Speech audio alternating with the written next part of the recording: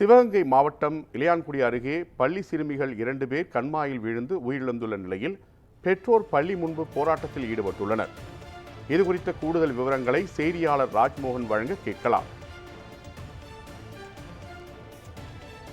ராஜ்மோகன், இது பற்றிய கூடுதல் தகவல்களை வழங்கு. வணக்கம் அசரப்.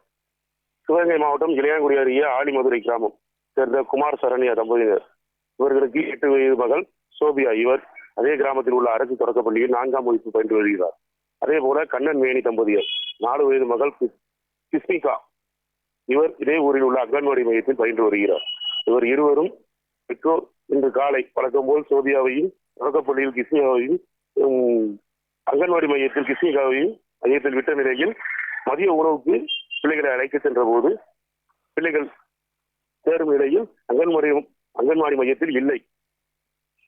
அப்பொழுது அருகில் இருந்த மக்கள் கூறிய நிலையில் கண்மாயில் இருந்த சடலத்தை கேட்டு அங்கன்வாடி மையம் எதிரே வைத்து போராட்டம் நடத்தி வருகிறார்கள்.